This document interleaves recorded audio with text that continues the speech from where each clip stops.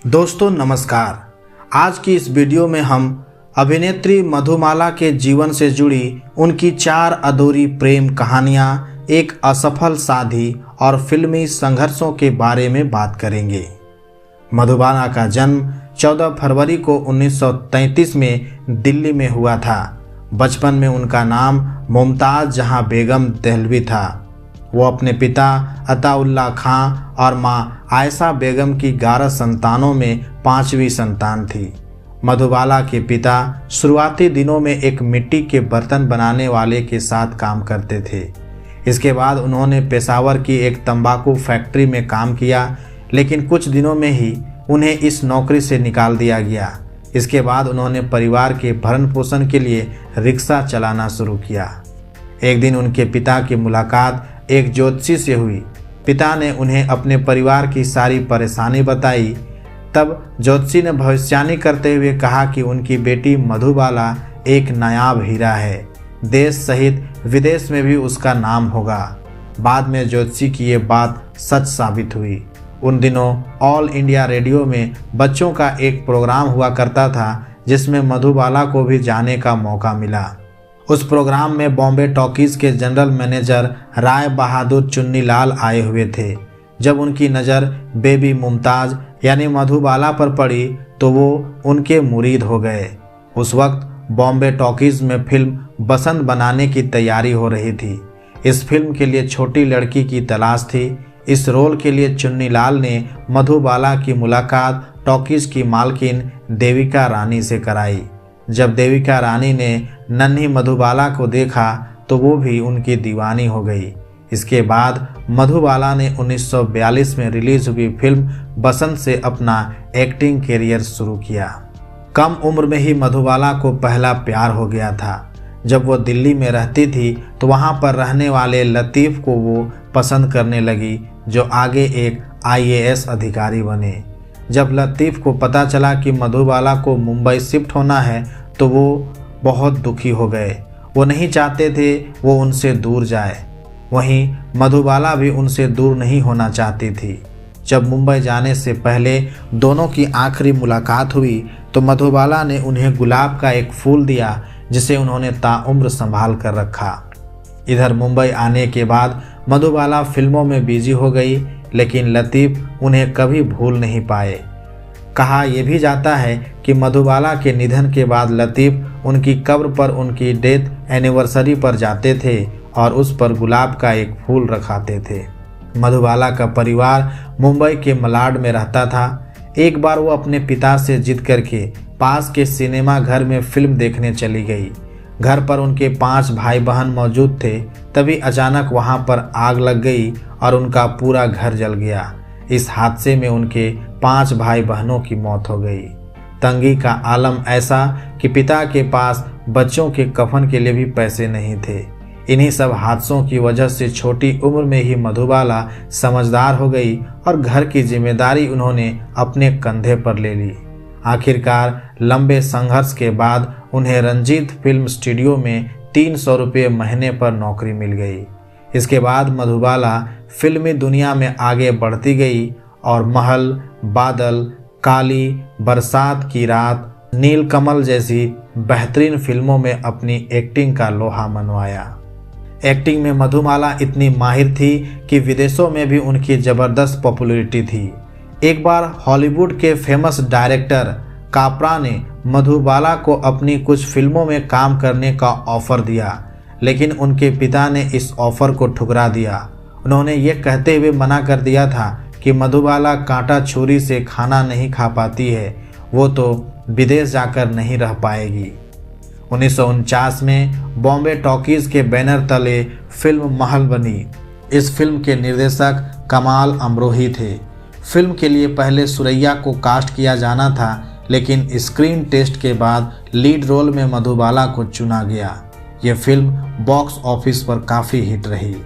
इस फिल्म की शूटिंग के दौरान ही मधुबाला और कमाल अमरोही एक दूसरे के नज़दीक आए। मधुबाला के पिता दोनों के रिश्ते से बहुत खुश थे। उन्होंने कहा, अगर आगे चलकर दोनों शादी कर लेते हैं तो मुझे कोई ऐतराज़ नहीं है। लेकिन कमाल अमरोही पहले से शादीशुदा थे और वो अपनी पत्नी को छोड़ना नहीं चाहते थे। वो चाहते थे कि मधुबाला उनकी दूसरी पत्नी बनकर रहे, लेकिन मधुबाला को ये शर्त मंजूर नहीं थी। उनका कहना था कि वो अपने पति को किसी और के साथ बांट नहीं सकती। उन्होंने कमाल अमरोही को पहली बीवी से तलाक लेने को कहा, लेकिन उन्होंने मना कर दिया। इसी वजह से दोनों का रिश्ता खत्म हो गया।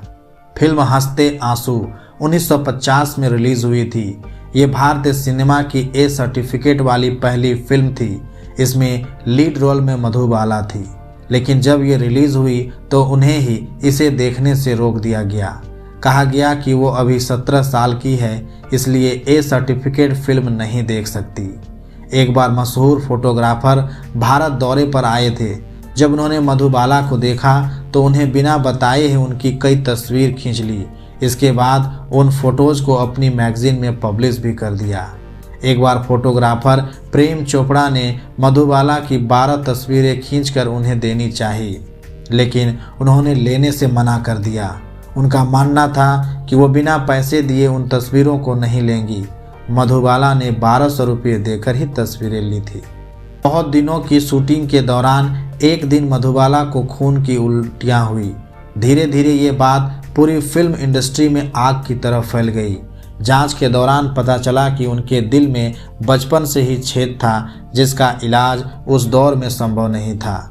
इस वजह से डॉक्टर ने उन्हें बेड रेस्ट करने की सलाह दी, लेकिन वो फिल्मों में काम करती रही। इधर मधुबाला एक के बाद एक हिट फिल्में देती रही, तो वहीं दूसरी तरफ उनकी बीमारी भी बढ़ती रही। 1951 में रिलीज हुई बादल में मधुबाला प्रेमनाथ के साथ नजर आई थी। शूटिंग के दौरान ही एक दिन मधुबाला प्रेमनाथ के मेकअप रूम में गई और उन्हें लव लेटर और गुलाब दिया। तब प्रेमनाथ समझ नहीं पाए कि क्या हो रहा है। जब उन्होंने लेटर पढ़ा तो उसमें लिखा था, अगर आप मुझसे प्यार करते हैं तो प्लीज़ ये गुलाब स्वीकार कर ले, वरना ये खत और फूल वापस कर दे। इस खत को पढ़कर प्रेमनाथ के होश उड़ गए। उन्हें इस बात पर विश्वास नहीं हो रहा था कि दुनिया की सबसे खूबसूरत लड़की ने उन्हें प्रपोज किया। उन्होंने खुशी खुशी प्रपोजल को स्वीकार कर लिया। दोनों में इतना गहरा प्यार हो गया था कि जब किसी फिल्म का ऑफर प्रेमनाथ को आता तो वो सिर्फ मधुबाला से पूछकर फिल्म में साइन करते थे। इसी वजह से मधुबाला ने प्रेमनाथ के सामने धर्म बदलकर शादी करने का प्रस्ताव भी रखा था, लेकिन प्रेमनाथ ने मना कर दिया। धर्म के कारण ही प्रेमनाथ उनसे शादी नहीं कर पाए और उस समय की टॉप एक्ट्रेस बीना राय से शादी कर ली। इस खबर से मधुबाला को गहरा सदमा लगा था। उन्होंने प्रेमनाथ से भी कह दिया, तुमने मेरा प्यार ठुकराया है, तुम भी प्यार को तरसोगे। आखिरकार हुआ भी वही। प्रेमनाथ और बीना राय की शादीशुदा जिंदगी कुछ खास अच्छी नहीं रही। बाद में उन्होंने शराब पीना शुरू कर दिया था। जब ये बात मधुबाला को पता चली तो उन्होंने प्रेमनाथ को कसम दी कि वो शराब ना पिए। साथ ही ये भी कहा कि शराब पीने से अच्छा है कि वो उनका खून पी जाए। मधुबाला की ये बात प्रेमनाथ के दिल को छू गई। उन्होंने करीब 14 साल तक शराब को हाथ भी नहीं लगाया। फिल्म साकी में मधुबाला को नृत्य सम्राट पंडित गोपी कृष्ण ने डांस सिखाया था। मधुबाला से उन्हें इश्क नहीं था, लेकिन वो भी उनकी खूबसूरती के दीवाने हो गए थे। एक बार सेट पर शूटिंग खत्म होने के बाद मधुबाला ने उन्हें नाश्ता ऑफर किया। वो उनके इस ऑफर से इतना खुश हुए कि साथ में खाने के लिए राजी हो गए। उन्होंने ये भी जानने की कोशिश नहीं की कि नाश्ते में क्या है। दोनों टेबल के आमने सामने बैठ गए और बातें करते हुए नाश्ता करने लगे। इस दौरान गोपी कृष्ण मधुबाला को एकटक निहारते रहे और बिना खाने की ओर देखे ही खाते रहे। वो नाश्ता नॉन वेजिटेरियन था, लेकिन गोपी कृष्ण को इस बात का जरा भी एहसास नहीं हुआ। जब ये बात उन्हें पता चली कि वो नाश्ते में चिकन मटन खा चुके हैं, वो बहुत परेशान हुए। मधुबाला को भी इस बात का बहुत मलाल रहा, क्योंकि पंडित गोपी कृष्ण वेजिटेरियन थे। फिल्म मुगले आजम के लिए के आसिफ ने गोपी कृष्ण से सलाह मांगी थी कि क्या मधुबाला इस फिल्म में काम करने के लिए तैयार हो जाएंगी। उन्होंने इस काम के लिए गोपी कृष्ण को इसलिए चुना था क्योंकि सिर्फ वही एक शख्स थे जो मधुबाला के घर बेधड़क चले जाते थे। एक वजह यह भी थी कि मधुबाला के साथ उन्होंने चाइल्ड आर्टिस्ट के तौर पर भी काम किया था। जब गोपी कृष्ण मुगले आजम का ऑफर लेकर आए तो मधुबाला के पिता ने मना कर दिया और कहा कि इतनी बड़ी फिल्म का ऑफर के आसिफ को खुद देने आना चाहिए था, ना कि गोपी कृष्ण को भेजना चाहिए था। हालांकि बाद में के आसिफ ने मधुबाला के पिता को मना लिया और उनकी बेटी को फिल्म में साइन कर लिया। दिलीप कुमार और मधुबाला की मुलाकात फिल्म तराना के सेट पर हुई थी। दोनों पहले दोस्त थे, लेकिन धीरे धीरे मधुबाला उन्हें पसंद करने लगी। एक बार उन्होंने अपने करीबी मेकअप आर्टिस्ट के जरिए दिलीप कुमार को खत के साथ एक गुलाब भेजा।